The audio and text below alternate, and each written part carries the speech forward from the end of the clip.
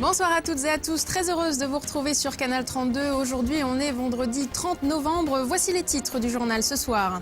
Le pont de la Moline, ou plutôt le pont Moulin-le-Roi, c'est désormais son nom, est finalement terminé à Saint-Julien-les-Villas. 120 mètres de long, plus de 12 mètres de large. D'ici quelques jours, les voitures, piétons et vélos pourront le traverser. Car si le chantier est bien fini, il reste encore quelques détails à régler. À Pôle emploi, le chantier est en cours, les cartons se remplissent, les 4 agences troyennes déménagent dans des locaux tout neufs. Une nouvelle agence au Sénart, une au Chartreux et une place Langevin. Des changements pour mieux répondre aux besoins des demandeurs d'emploi. Et enfin, une rencontre musclée avec un boxeur, Tommy Grandsaigne. À 31 ans, il entend bien se faire une place dans le circuit professionnel en 2013. La boxe anglaise, une passion pour lui aussi dévorante que les tatouages qui marquent son corps. Et on commence le journal par des mesures, elles aussi musclées, mises en place par la préfecture de l'Aube pour lutter contre les cambriolages. Un fléau en forte hausse entre janvier et novembre 2012. Plus de 1600 cambriolages ont eu lieu. C'est 44% de plus qu'en 2011. On prévoit donc un renforcement des dispositifs de gendarmerie et police sur le département. Écoutez Christophe Bay, le préfet de l'Aube, et Alex Perrin, procureur de la République. Ils répondent à Christian Vira. Une situation préoccupante. 44% d'augmentation des cambriolages depuis 11 mois. C'est trop, c'est beaucoup trop. Donc il faut qu'on lutte absolument contre ce type de phénomène en innovant dans certains domaines. Et notamment à partir donc du mois de janvier, va se mettre en place ce qu'on appelle une alerte SMS. C'est-à-dire qu'une personne qui est victime d'un vol ou d'un cambriolage alertera tout de suite la gendarmerie ou la police qui diffusera à une liste de commerçants notamment pour éviter les phénomènes de réitération, c'est-à-dire de renouvellement ou de razzia que parfois ce type de malfaisants commettent. Deux autres aspects, donc là ça concerne plus particulièrement les débitants de tabac. Nous allons mettre en place avec une subvention donc, du ministère de l'économie et des finances, des douanes, des dispositifs de fumée. Et l'autre dispositif va concerner donc une protection renforcée des livraisons sensibles. Par ailleurs, effectivement, c'est actuellement une très forte mobilisation de l'ensemble des services, gendarmerie, police sur le terrain. Je délivre de façon régulière des réquisitions qui leur permettent de faire des contrôles d'identité sur quasiment l'ensemble du territoire du département et également de faire des ouvertures de véhicules, des ouvertures de coffres. L'objectif étant de mettre beaucoup de pression effectivement sur les personnes qui pourraient être amenées à la fois commettre ce type de délit, de cambriolage et transporter des marchandises qui sont dérobées. Certains n'en voulaient pas, d'autres l'attendaient avec impatience pour rejoindre plus facilement le quartier de la Moline à Saint-Julien-les-Villas. Eh bien, les impatients devront patienter encore un peu. Le pont Moulin-le-Roi sera ouvert à la circulation d'ici une semaine. Comme une fatalité, après des mois, voire des années de controverses, quelques détails coincent encore. Mathieu Mercier et Damien Ardois ont assisté à l'inauguration du fameux pont ce matin. Le pont de la Moline est tout jeune, mais il a déjà une longue histoire. Il y a eu le coup d'envoi des travaux, la grogne d'un collectif d'opposants, un recours devant le tribunal administratif pour finalement aboutir aujourd'hui à l'inauguration. C'est un grand soulagement, une grande joie et puis même à la limite, je dirais même une grande fierté parce que ça a été très difficile, qu'il y a eu des moments de combat presque, mais aujourd'hui la satisfaction faisant, on oublie tout ça. Le projet d'un pont était dans les cartons des équipes municipales censées depuis les années 70, 120 mètres de long sur 12 mètres 50 de large. Le pont du Moulin-le-Roi doit permettre de fluidifier la circulation dans la commune, de réduire les parcours existants pour les habitants désirant traverser la Seine.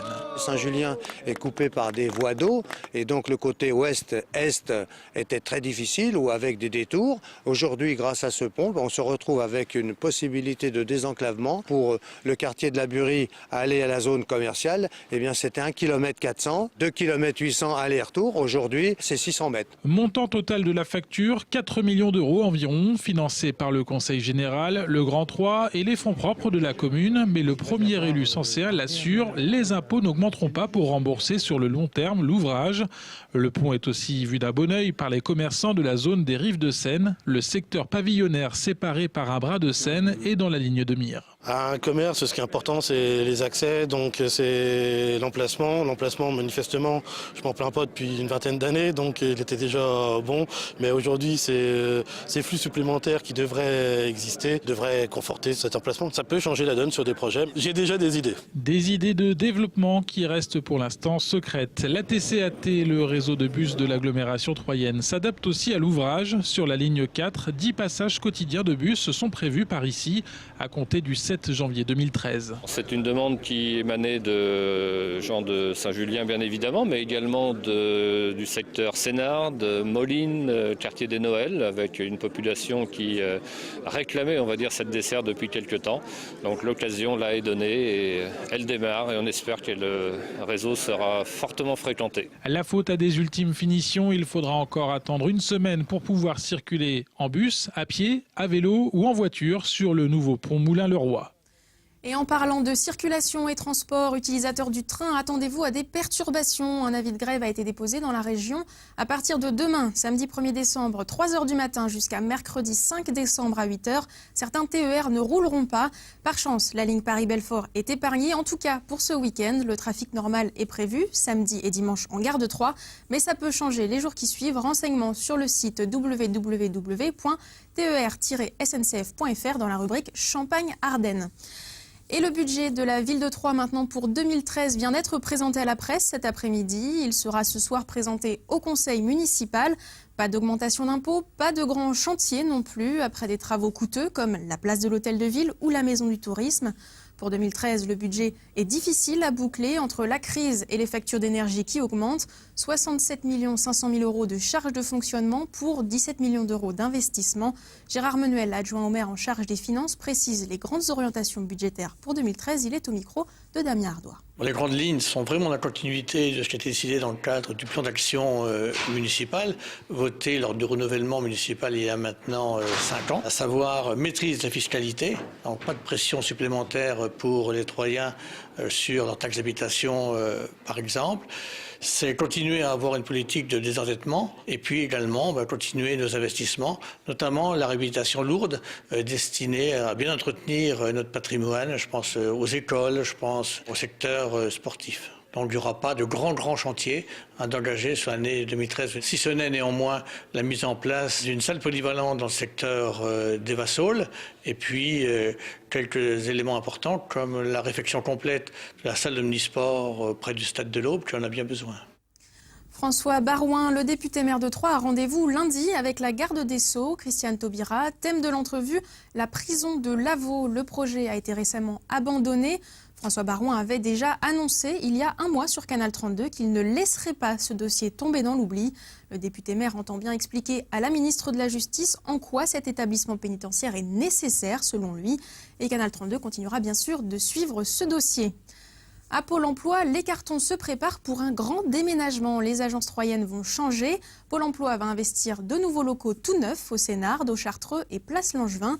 Les agences de Pasteur, Point du Jour, Rue de la Paix et Maille des Charmilles doivent disparaître pour un meilleur accueil des demandeurs d'emploi et de meilleures conditions de travail. Les explications de Christian Vira. La carte des 4 agences Pôle emploi de Troyes change en 2013. Les points d'accueil se concentrent désormais sur 3 nouveaux pôles flambant neufs. Hier, on l'a cité, là en centre-ville, c'est celle de Langevin, sur l'ancienne poste. Le deuxième, c'est les Sénardes sur Copainville. Donc là, on est en bout de quartier des Sénardes, sur un lieu qui a été entièrement réhabilité. Troisième unité, alors ce sont des unités plus importantes, on est clair, on a autour de 35 agents minimum par unité. C'est sur le quartier des Chartreux. Sénardes, Chartreux, l'implantation de ces pôles emploi devrait drainer une population qui n'a pas l'habitude de se rendre dans ces quartiers en cours de rénovation. Il est logique que ce service public, comme d'autres services publics, participe à la revitalisation, si tant est qu'il faille l'appeler ainsi, en tout cas à la proximité des services des résidents de ces quartiers. Plus de 150 salariés de Pôle emploi s'apprêtent à changer de lieu de travail. Concentrés sur 3 sites au lieu de 4, le but affiché consiste à offrir un meilleur service. Là, on sort d'un dispositif qui était le même pour tout le monde, de suivi mensuel personnalisé, et on passe dans un dispositif adapté aux besoins de chacun. Est-ce que nous avions dans nos anciens locaux assez de bureaux individuels justement, là, on les a. Les locaux sont un des éléments d'un plan plus large de refonte. Il y a une étape, en gros, Pôle emploi, 3 premières années, on fait la fusion de la NPE et de la CEDIC. Et là, il y a une étape maintenant, c'est 2012, 2013, 2014, sur 3 ans, comment on améliore les services et comment on les redynamise encore plus pour aller justement vers des objectifs partagés. Dans l'attente de ces déménagements, les personnels sont formés à un nouvel usage des outils informatiques. Cœur du métier, pour lui trouver cet emploi, je dois utiliser l'informatique, je dois chercher un certain nombre de choses, je dois lui faire partager. Ça pourrait s'arrêter là, ça c'était il y a 10 ans. Maintenant c'est plus compliqué. Non seulement je lui cherche du travail, mais je vais lui apprendre à mettre en ligne son profil, à être abonné aux offres d'emploi pour qu'il puisse être plus indépendant. Et ça aussi, alors tout ça, il faut l'apprendre, il faut le maîtriser, il faut le rendre fluide. D'après les chiffres de Pôle emploi, en novembre, 16 241 Aubois sont actuellement au chômage. Ils devraient découvrir ces nouveaux locaux dès la mi-décembre. La page sport à présent. Côté foot, il faut mentionner la défaite de l'Estac en quart de finale de la Coupe de la Ligue. C'était hier contre le Stade Rennais. Les Troyens ont perdu 2-1 avec tout de même un but remarqué de Corentin Jean. Il a seulement 17 ans et il confirme en un premier match professionnel qu'il est le grand espoir du football troyen. Reste à savoir s'il jouera de nouveau contre Rennes car l'Estac retrouve les Bretons ce dimanche, cette fois en championnat et à domicile. Une rencontre que les Troyens doivent gagner, c'est à 17h au Stade de l'Aube. Et après les crampons, on chausse les gants, pas ceux qui réchauffent par ce froid perçant, mais des gants de boxe. Tommy Gransaigne habite Méry-sur-Seine. Il fait de la boxe anglaise depuis 9 ans en tant qu'amateur, mais il a décidé de passer professionnel d'ici quelques semaines. C'est courageux à 31 ans, d'autant qu'il a déjà un agenda de folie entre sa passion et son travail. David Mutel a rencontré ce sportif couvert de tatouages. Regardez son reportage. Dans quelques semaines, la vie de Tommy Gransaigne va changer. Ce boxeur de 31 ans a décidé d'effectuer le grand saut en basculant dans le monde du professionnalisme. À 31 ans, si je passais pas pro maintenant, je l'aurais jamais fait, étant donné que j'ai commencé la boxe assez tard. J'ai commencé à 23 ans. Donc moi, j'ai quand même une boxe où je suis assez posé sur mes appuis. Je boxe sur 1 à 4 coups maximum en mettant la pression tout le temps sur mon adversaire, ce qui est quand même plus une boxe professionnelle. En amateur, c'est vrai que ça se déplace beaucoup plus, ça va beaucoup plus vite, ça donne beaucoup plus de coups. Moi, je suis pas très à l'aise dans ce style de boxe. Donc voilà, c'est vrai que c'est tardif, mais c'est un rêve. Mais voilà, c'est un rêve, ouais. Avec cette décision, le Méricien a stupéfié son monde, a commencé par son entraîneur. J'étais étonné non, parce que c'est que Tommy, il travaille beaucoup, hein, il est courageux, et puis il a commencé la boxe très tard, et avec sa motivation, donc je crois que, et puis son objectif aussi, lui quand il avait commencé la boxe, quand il est venu me voir, c'est qu'il boxait un jour en pro. Donc pour moi, bon, j'étais étonné qu'il me demande ça, et puis bon, je sais qu'il avait un potentiel par rapport à ça aussi, hein, parce que c'était son objectif, et puis voilà, avec son courage. Le travail qu'on fait derrière, je crois que... Donc, je n'ai pas hésité de lui dire oui, voilà. Un passage au professionnalisme qui risque toutefois de compliquer sérieusement la vie de Tommy, à l'origine déjà bien remplie. J'ai été muté en Seine-et-Marne en début d'année 2012. Donc ça me fait 2 heures de route par jour plus mes 7 heures de kilomètres. Ensuite, quand je rentre chez moi, j'ai encore 1h30 de route pour aller à Troyes pour faire l'entraînement. Donc c'est vrai que ça me prend beaucoup de temps, ça me fatigue beaucoup.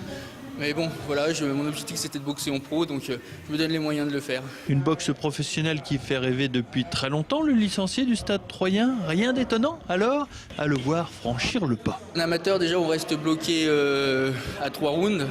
Bon, on a les casques et on a des petits bandages simples.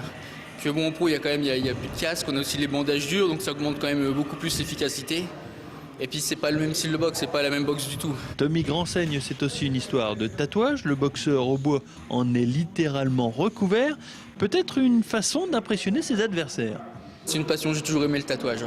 Non, j'ai pas de message à faire passer à travers, rien, c'est vraiment la passion des beaux tatouages, un plaisir. Ouais.